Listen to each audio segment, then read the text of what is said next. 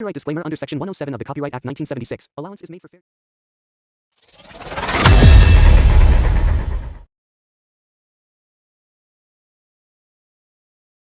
Episode open பண்ணா ஒரு சின்ன கருத்தோட தான் ஸ்டார்ட் பண்றாங்க. இந்த உலகத்திலே மோஸ்ட் வைல்டஸ்ட் பிரெடேட்டர்னு சொல்லப்படுற சைபீரியன் டைகர் கூட அதுக்கு முன்னாடி வுல்ஃப் கூட்டம் இருந்தா லைட்டா பயப்படுவான். ஆனா இந்த மைன்சனுக்கு அப்படிப்பட்ட பயமே கிடையாது. அவனுக்கு இந்த சண்டெல்லாம் அல்வா சாப்பிட்ற மாதிரி அதெல்லாம் தினந்தோறும் நடக்கிற ஒரு விஷயம் அப்படின்ற மாதிரி தான் ஃபேஸ் வச்சுட்டு இருக்கான். நம்ம ஹீரோக்கு முன்னாடி ஏகப்பட்ட பேர் இப்போ அவனை அடிச்சுட்டு அந்த பையன் அவனும் ட்ரை பண்றாங்க. ஆனா அவனுக்கு அது குதூகலமா இருக்கு. சண்டைன்னா இப்படிதான் இருக்கணும், வாங்கலே வாங்க அப்படின்னு சொல்லிட்டு அந்த பேக் வச்சுட்டு போட்டு டுமுக்கு நடிச்சிட்டு இருக்கான். அது செம்ம ஸ்ட்ராங்கஸ்டான மெட்டர்ல செஞ்சாங்களா என்னன்னு தெரியல. பயங்கரமான அட்டாக்ஸ்ல தடுத்துக்கிட்டு இருக்கு. அண்ட் நம்ம ஹீரோட மார்ஷல் ஆர்ட்டும் இருக்காங்க. மிலிட்டரி சோல்ஜர்ஸே செதறும். அந்த மார்ஷல் ஆர்ட்ஸ்க்கு முன்னாடி சாதாரண சிவிலியன்ஸ் என்ன பண்ணுவாங்க, செருப்படிகள் தான் வாங்குறாங்க. அவங்க கையில் வெப்பன்ஸ் இருந்தாலும் நம்ம ஹீரோ அவங்களை ஒரு அடி அடிக்கும் போது அவங்களுக்கு வந்து மில்லியன் கணக்கில் லாஸ் ஆகுது. அந்த பேக் இவங்களை டச் பண்ணாலே இவங்களுக்கு தான் பணம் பறி போகுது அப்படின்றத தெரிஞ்சுக்கிட்டு நிறைய பேர் என்ன பண்றாங்கன்னா தப்பிச்சு ஓடுறாங்க. ஏன்னா தோத்தாக்கா 30 லட்சம் இவங்க கிட்ட மாட்டிட்டு லாஸ் ஆகக்கூடாது. நான் அடுத்த வாட்டி வேற கேம்ல பார்த்துட்டு இருக்கேன். ஏன்னா வித்ரா பண்ணிட்டானா வெறும் 10 லட்சம் லாஸ் தான் ஆகுமா, அவங்க கிட்ட அடி வாங்க 30 லட்சம். அதனால வித்ரா பண்ணிட்டு நிறைய பேர் ஓடிடுறாங்க. ஆனா சில பேர் மட்டும் ஓடல. ஏன்னா மில்லியன் டெப்ட் ஆனா என்ன நடக்கும்னு சொன்னா இல்லையா, அது ஒரு மாதிரி மாஸ்க் போட்ட மனுஷங்க வந்து அவங்களை தரதரன்னு வலிச்சிட்டு போயிடுவாங்க. இவங்க இருக்கிற எல்லாருக்கும் பார்த்தீங்கன்னா ஆல்ரெடி 1 பில்லியன் கிட்ட தான் வந்துச்சு போல. இன்னும் ஒரு 10 லட்சம் இருந்தாலே 1 பில் ஆயிடும். ஸோ வித்ரா பண்ணாங்க அப்படின்னாலே அவங்க தோத்துட்டாங்கன்னு அர்த்தம். அவங்க வலிச்சிட்டு போயிடுவாங்க அந்த பாய்சன் கொடுத்து. அதனால சண்டை போட்டு ஜெயிக்க ஒரு தவிர வேற வழியே கிடையாதுன்றதால எல்லாரும் சேர்ந்து அட்டாக் பண்றாங்க. சண்டைன்னா அப்படிதான் இருக்கணும், வாங்கடா வாங்கன்னு அத்தனை பேர் வரும்போது நம்ம ஹீரோ அதை பத்தி கொஞ்சம் கூட கண்டுக்காம அப்படியே கட் சீன் காட்டுறாங்க. அதாவது இந்த ஃபைட் ரொம்ப ப்ரூட்டலா இருக்குன்றதால கட் பண்ணிடுறதுங்க போல. நம்ம ஹீரோ அங்க இருக்க எல்லாரையும் மடிச்சு பொழந்துடுறான். தூக்கிட்டு போறதுக்கு மாஸ்க் போட்டு வருவானுங்க பாத்தீங்களா, அவனுங்களே பார்த்து டேஞ்சரா தான் இருப்பாங்க. ஆனா நம்ம ஹீரோ பார்த்து டேஞ்சர் உணர்றானுங்க. ஏன்னா அவனுக்கு தெரிஞ்சு போயிடுது இவர் ரொம்ப மோசமான சைக்கோ அப்படின்னு சொல்லிட்டு. கொஞ்ச நேரத்துல அங்க இருக்க எல்லாரையுமே அடிச்சு போட்டு தோக்கடிச்சு டைமிங்கும் முடிஞ்சு போச்சு. நம்ம ஹீரோக்கு அந்த 30 லட்சம் ரிவார்டு தந்துடுறாங்க. அவ்வளவுதான் ரொம்ப சந்தோஷமா இருக்கு அப்படின்னு சொல்லி கேட்க போக்கன்னு சிரிச்ச பிறகு எல்லா பார்ட்டிசிபென்ட்ஸும் பார்த்தீங்கன்னா அந்த டீம்ல இருந்து டிஸ்பேண்ட் பண்ணிடுறாங்க.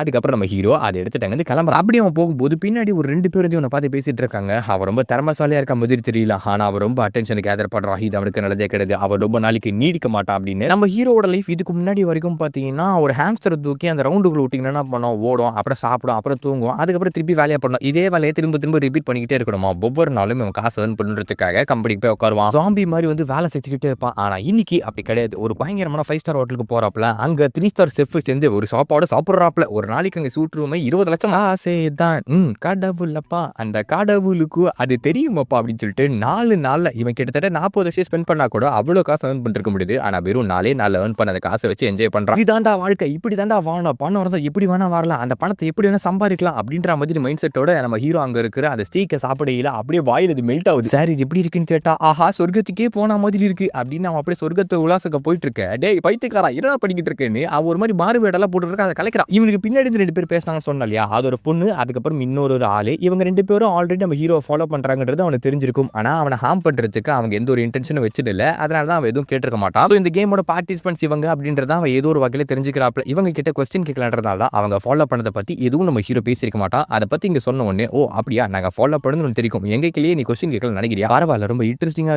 இருக்கு, ஆமா நீங்க ரொம்ப டேஞ்சரா தெரியல, அதனாலதான் நானும் எதுவும் பண்ணல அப்படின்னு ஹீரோ வந்து அசால்ட்டா சாப்பிட்டுட்டு இருக்காப்ல. அவனுக்கு எதிர அவன் யாருன்னே தெரியாது, ஆனாலுமே அசால்ட்டா தான் இருக்கான். ஏன்னா அவனுக்கு கான்ஃபிடன்ஸ் இருக்கு, அவனை யாரும் கொல்ல முடியாதுன்னு. ஓகே இவருக்குமே வந்து சில இன்ஃபர்மேஷன் தேவைன்றதுனால முதல்ல எடுத்தோன்னே தாத்தா என்ன பண்றான்னா ஹீரோ கிட்ட கேட்கறது, உனக்கு எப்படி மிஷன்ஸ் வந்துச்சு அப்படின்னு சொல்லிட்டு. உங்களை மாதிரி தான் எனக்கு ஒரு டிவைஸ் கிடைச்சது, அந்த டிவைஸ் மூலியமா மிஷன் கிடைச்சது, நான் அதை முடிச்சேன் அப்படின்ற மாதிரி சொல்ல, ஓ டிவைஸா எங்க கையில விரிஸ்ட் பேண்ட் இருக்கு ஆனா உன்கிட்ட அப்படி இல்லையே அப்படின்ற மாதிரி கேட்க, இது நம்ம ஹீரோக்கு ஒரு ட்ரம் கார்டா இருக்கு. ஏன்னா எல்லாருக்கும் பார்த்தீங்கன்னா விரிஸ்ட் பேண்ட் தான் கொடுத்துருக்காங்க. ஆனா ஹீரோக்கு வந்து கண்ணாடியில் இருக்குது. அதனால அந்த இன்ஃபர்மேஷன் அவன் லீக் பண்ணக்கூடாதுன்னு நினைச்சுக்கிட்டு அது எங்க வேணா இருக்கலாம், உங்களுக்கு அதை பத்தி என்ன அப்படின்ற மாதிரி கேட்டா, ஒருவேளை ஆங்கிள் பேண்ட்ல இருக்குதோ வேற எங்கன்னா அது பேண்ட் போட்டுக்கிறியாப்பான்னு சொல்லி அந்த பொண்ணு கேட்கறா. ஹீரோ வந்து அதுக்கு பதில் சொல்ற மாதிரி இல்லை, ஏன்னா அது அவனோட ட்ரம் கார்டு. ஓகே இப்போ வந்து என்னோட கேள்வி கேட்க வேண்டிய நேரம், இந்த டிவைஸை ரிமூவ் பண்றதுக்கு உங்களுக்கு என்ன மெத்தட் தெரியுமா அப்படின்ற மாதிரி கேட்கறாப்ல. உனக்கு வந்து ஃப்ரீடம் மேல ஒரு பிரைஸை போடணும், எவ்வளவு பிரைஸ் போடு அப்படின்னு தாத்தா சொல்ல எனக்கு புரியல. அதாவது இதை ஆர்கனைஸ் பண்றாங்க இல்லையா அந்த ஹேக்கர்ஸ் எல்லாம் வந்து நீ ஃப்ரீடம் வாங்கணும்னா அவங்களுக்கு நீ 2 பில்லியன் கட்டணும், அதாவது 200 கோடி. அந்த 200 கோடி நீ அவங்களுக்கு கட்டுற வரைக்கும் இந்த டிவைஸ் வெளியே வராது. அந்த ஹேக்கர்ஸ் உன்னை பயன்படுத்தி லட்சமா இல்ல கோடியா சம்பாரிச்சுக்கிட்டு இருக்கானுங்க. ஏகப்பட்ட கருப்பு வந்து அங்க போயிட்டு இருக்கு. அவங்களோட மெயினான ஃபோக்கஸ் என்னன்னா மொத்த சிஸ்டத்தையே ஹேக் பண்ணி இதுக்காக ஒரு பெரிய விஷயத்தை உருவாக்கி வச்சிருக்கானுங்க. அதுக்கு நிறைய பார்ட்டிசிபென்ட்ஸ் இருக்காங்க. அவங்களை எக்ஸ்பெக்ட் பண்றதுக்கு சில விவிஐபிஸும் இருக்காங்க போல. இது மூலமா பணம் பொருளுக்கு இங்க நடக்குது. அந்த வெக்கர கேம்ஸ்ல பார்ட்டிசிபென்ட்ஸ் வந்து நிறைய பேர் லோன்னால டெப்ட்டுக்குள்ள விழுந்து அவங்கள எங்க போனாங்கன்றது இது வரைக்கும் தெரியல. அதாவது அந்த கார்ட்ஸ் தூக்கிட்டு போனாங்க இல்லையா, அவங்க இது வரைக்கும் திரும்ப வந்ததே கிடையாது. என்ன ஆச்சு ஏதாச்சுன்னு சொல்லி யாருக்குமே அந்த இன்ஃபர்மேஷன் தெரியும். அவன் ஹீரோ கேட்கறான், இவ்வளவு இம்பார்ட்டன்டான இன்ஃபர்மேஷன் அவ்வளவு ஈஸியா எதுக்காக எனக்கு கொடுத்தீங்க அப்படின்னு சொல்லிட்டு நீ என்ன கைண்ட் ஆஃப் பர்சன்றதை நான் தெரிஞ்சுக்கணும். அதாவது நான் சொன்னேன். அது மட்டும் இல்லாமல் உனக்கு ஃப்ரீடம் வந்து வேண்டுமா இல்லை என்ன வேணும் அப்படின்ற மாதிரி அந்த தாத்தா கேட்கல.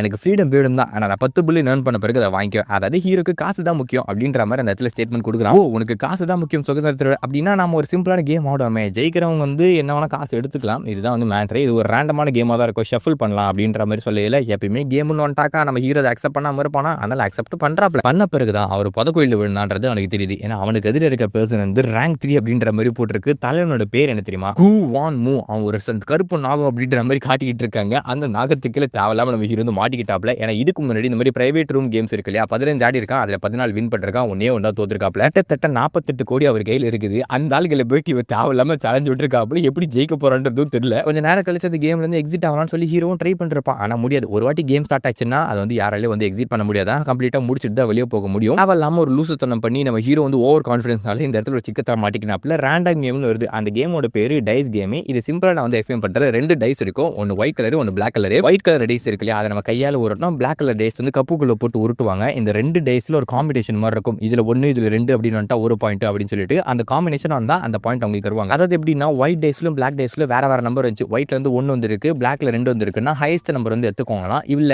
ரெண்டுத்துல சேம் நம்பர் தான் அது இருக்கு. இதுலயும் 1 அதுலயும் 1, அது ரெண்டுத்தையும் மல்டிபிள் பண்ணுவாங்க. அதுல 2 இதுல 2 இருந்துச்சுன்னா அது ரெண்டுத்தையும் மல்டிபிள் பண்ணா வரும் 4 வரும்ல, அதுதான் ஸ்கோர். சோ இப்படி 2 டைஸ் வந்து இவங்க உருட்டுவாங்க. அதுல யார் ஹையஸ்ட் ஸ்கோர் எடுத்துக்கிறாங்களோ அவங்க தான் வந்து வின்னர். இதுதான் வந்து கேம். இப்போ சிதா விளையாடுறாங்க. சிப்னா வந்து பெட்டிங் கட்டுற மாதிரி ஒரு சிப்போட வேல்யூ வந்து 10 மில்லியன். 2 பேருக்கு ஒரு 80 சிப் கொடுக்குறாங்க. என்னப்பா இந்த கேம் வந்து ரொம்ப சிம்பிளானா, இதுல வந்து சீட்டிங்லாம் பண்ண முடியாது, லக் பேஸ்ட்னே வச்சுக்கோங்க. நீ வந்து ரொம்ப காமா இருக்கிறத பார்த்தா அவனுக்கு லக்கு நிறைய இருக்குது போலியா. ஆமாபா, லக்குக்கோ எடுக்கோ ரொம்ப தூரம்லாம் கிடையாது. லக்கு என் தம்பி புள்ள மாதிரி தான், எனக்கு எப்பயுமே கூட உறுதுணையா இருப்பாப்ல அப்படின்னு சொல்லி ஹீரோ பத்தா பேசுறானா. ஆனா ஆக்சுவலா அவனுக்கு லக்குக்கு அவனுக்கு சம்மந்தமே கிடையாது. ஏன்னா எந்த இடத்துக்கு போனாலும் அவன் லக்கு பேஸ்ட்ல எதையுமே வின் பண்ணதே கிடையாது. இது உலகத்தின் மோஸ்ட் அன்லக்கியஸ்ட் பர்சன் அப்படின்னு சொல்லிட்டு அவனுக்கு டைட்டில் கொடுத்தாலுமே ஆச்சரியம்னா பாத்துக்கங்களேன். அவனுக்கு கிடைச்ச ஒரே ஒரு லக்குனா இந்த கேம் மட்டும் தான். இது மூலமா ஏர்ன் பண்ற காசு தான், அதுவுமே பறி போயிடுமான்னு சொல்லி பயம் இருக்குது. இருந்தாலும் பரவாயில்ல, இந்த தாத்தாவால சீட்டிங் பண்ண முடியுது, நான் வந்து கழுகு பார்வை வச்சு பார்த்து அவர் ஈஸியா வந்து தோக்கடிச்சிடலாம் அப்படின்ற மாதிரி நினைச்சுக்கிட்டு இருக்காப்ல. ஆனா முதல்ல இடத்தோட முட்டுக்கட்டு போடுற மாதிரி அவனுக்கு டைஸ்ல 1 தான் வருது. இப்போ இதுல 1 வந்துருக்கா, அந்த பிளாக் டைஸ்ல 1 வந்துச்சுன்னா அவனுக்கு ஒரே ஒரு பாயிண்ட் தான் கிடைக்கும். சரி, அந்த தாத்தாக்கு என்ன வந்திருக்கும் பார்த்தா அவருக்கும் 2 தான் வந்திருக்கு. இப்போ பிளாக் டைஸை பொறுத்து தான் இவங்க 2 பேர் யார் வின் பண்ணுவாங்கன்றது தெரியும். எடுத்த உடனே பார்த்தீங்கன்னா ஒரு 100 மில்லியன் பெட் கட்டுறது. 100 மில்லியன் பெட் கட்டுறானா அவனுக்கு அவ்வளோ கான்ஃபிடன்ஸ் இருக்கு. சரி வந்தா மலை போனா முடின்னு சொல்லிட்டு நாமளும் வந்து பெட்டு கட்டுவோம். நாம ஏன்னா வந்து தோக்கக்கூடாதுன்னா இந்த இடத்துல கேம்பிளிங் பண்ணோம். கேம்பிளிங் பண்ணா மட்டும் தான் ஜெயிக்க முடியும். ஆட்டத்தை ஆடி பாத்துறோமா, உள்ளாரக்க இறங்குறேன்டா, நான் தானே பாயும் புலி அப்படின்னு சொல்லி நம்ம ஹீரோ காத்துக்கிட்டே இருக்கே இல்ல. அதை பிளாக் டைஸ் எடுத்து பார்த்தா அந்த தாத்தாக்கு 3 இருக்கு. ஸோ அவரோட பாயிண்ட் 3, ஹீரோக்கு 4, 5 எது கிடைச்சாலுமே அவன் ஈஸியா வின் பண்ணிடலாம். வந்துரும்ன்ற மாதிரி ஆச்சரியமா பார்க்க இல்லை. அவன் பிளாக் டைஸ்லயுமே ஒரே ஒரு நம்பர் தான் வந்திருக்குது. அவ்வளவுதான். ஹீரோ ஃபர்ஸ்ட் மேட்ச் தோத்துட்டான். 100 மில்லியன் லூஸ். இருந்தாலும் லக்கு என்னை தேடி வரும், லக்கு வந்து என்னை தேடி கண்டிப்பா வந்தே தீரும், ஏன்னா லக்குக்கு எனக்கு அவ்வளவு தூரம் கிடையாது அப்படின்னு ஹீரோ நினைச்சிட்டு இருக்க இல்ல. ரியாலிட்டி அவனை சிறப்பால் அடிக்குது. ஆக்சுவலி இது கம்ப்ளீட்டா லக் பேஸ் கேம்னு சொல்ல முடியுது. இங்க ஏதோ ஒரு ட்விஸ்ட் அண்ட் டர்ன்ஸ் நடக்குது. ஆனா அதை பத்தி நம்ம ஹீரோக்கு சுத்தமா தெரியவே இல்லை. ஆனா அங்க சீட் பண்ணலான்ற மாதிரியும் கன்ஃபார்ம் பண்ணிருப்பான். இருந்தாலும் கொஞ்ச நேரத்துல பார்த்தீங்கன்னா அவன் 500 மில்லியன் லாஸ் பண்றான். ஹீரோ கிட்ட டோட்டலா வந்து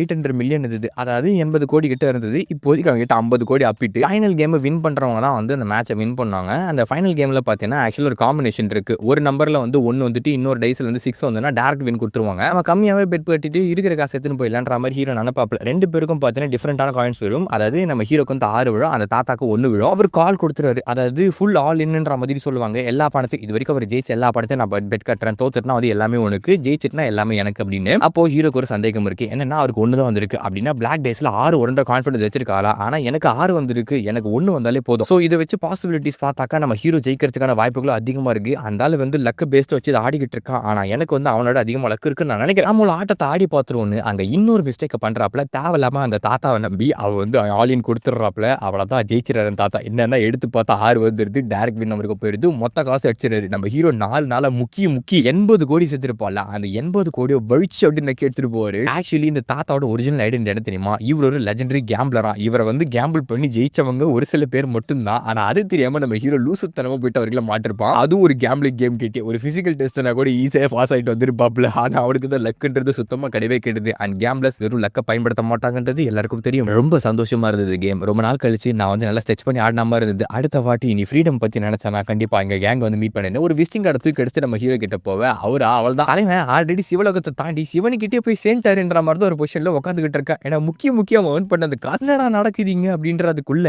அதை வந்து மொத்தமா அப்படியே வலிச்சு நக்கிட்டு போயிட்டாங்களே, அதை அவனால ஏத்துக்கவே முடியல. அன்னைக்கு ராத்திரி பார்த்தீங்கன்னா அவனுக்கு ஒரு மீட்டிங் இருந்திருக்கு. அதாவது இந்த கெட் டுகெதர் மாதிரி வச்சிருப்பாங்க இந்த ஆஃபீஸ் எல்லாம். போய் ஒரு மாதிரி நல்ல சிறுபடி வாங்கின மாதிரி மூஞ்சி வச்சிருக்காப்ல. மற்றவங்க என்ன நினைக்கிறாங்க, ஏதோ இன்வெஸ்ட்மெண்ட் இன்வெஸ்ட்மெண்ட் பண்ணாம போல அதை லாஸ் ஆயிட்டு இருக்குது சோகமாகறான் அப்படின்னு மேனேஜர் இருப்பால அவனுக்கு ஒரு மாதிரி அள்ளு விட்டு போகுது. ஏன்னா இவனுக்கு எந்த பிரச்சனை நம்மள தாண்டா போட்டு அடிப்பாடு அங்க வலிக்குதுன்னு இங்க தாண்டா போட்டு குத்துவேன்னு அந்த ஆள் எப்படின்னா அங்க தப்பிக்கலான்ற மாதிரி பாக்குறாப்ல. அப்போ அவங்க கம்பெனியோட பிரசிடென்ட் வந்து நம்ம ஹீரோக்குள்ள பேசுற என்ன தம்பி யங்ஸ்டரா இருந்துகிட்டு ஒரு மாதிரி சோகமா இருக்கிற ஜாலியா இரு அப்படின்னு சொல்லிட்டு. ஆனா ஹீரோ அப்பவுமே சோகமா தான் இருப்பான். ஆனா பாவி பிரசிடென்ட்டுக்கு முன்னாடி இப்படி வந்து பிஹேவ் பண்றியா அவர் கடுப்பாயிட்டு உன்னை ஃபயர் பண்ற போறாரா அப்படின்னு மேனேஜர் நினைச்சிட்டு இருக்கேன். சரி இந்த தம்பிகளை நான் தனியா பேசிட்டேன் அப்படின்னு சொல்லி நம்ம ஹீரோ கூட்டு போவாரு. அவரை பத்தி கவலைப்படாதீங்க பிரசிடென்ட் வந்து ரொம்ப நல்லவர். அவரோட பேரே லாஃபிங் புத்தா தான். ஏன்னா ஆள் வந்து பெக்கு பொட்டர் வச்சுக்க ஒரு மாதிரி பெப்பியா தான் பண்ணுவார். கண்டிப்பா இந்த பையனுக்கு என்ன பிரச்சனை பாத்துக்கோங்கன்ற மாதிரி சொல்லல. ஒரு அந்த பொண்ணு இருக்கா இல்லையா அவளுக்கு மட்டும் லைட்டா ஒரு மனசு இதுவா இருக்குது. ஏன்னா ஹீரோ வந்து அந்த மாதிரி கண்டிஷன்ல இருக்கா அப்படின்னு சொல்லிட்டு. ஆனா என்ன ரீசன் யாருக்கும் தெரியல. பட் வெளியே வந்து ஒரு ஸ்மைலிங் புத்தா கிடையாது. கொஞ்சம் டெரரான ஆளுன்றது தெரியுது. ஏன்னா கழுத்து பிடிச்சி என்ன சொல்றான்னா தான் தெரியுதா என்னைய வந்து நீ இந்த மாதிரி டிஸ்ரெஸ்பெக்ட் பண்ணுவேன். நான் அவனை அவ்வளவு பேசிக்கிட்டு இருக்கேன். என்ன சட்டா பண்ணாம நின்றுட்டு இருக்கேன். நான் பிரசிடென்ட் மறந்துட்டியா அப்படின்னு ஏடா கூடமா நம்ம ஹீரோ போட்டு திட்டுறாரு. ஆனா ஹீரோட மனசுக்குள்ள ஓடிட்டு இருக்கிறதுல காசு போச்சே அப்படின்றது மட்டும் தான். பல நாள் இந்த மாதிரி நாய்கள் கடியில ஒர்க் பண்ணலாம். அந்த காசை வேணா இல்லைன்னா இமேஜின் கூட பண்ணி பார்க்க முடியுது. அப்படிப்பட்ட காசை லூஸ் பண்ணிட்டோமே நினைக்கல. டப்புன்னு ஒரு அடி நான் பார்த்தா அவனை ஒரு வாட்டி அடிக்கிறதுக்கு அவனுக்கு 10,000 தரேன்னு அந்த ஆள் அடிப்பாப்ல. அவன் கிட்ட பணம் இருக்குன்ற திமிரில்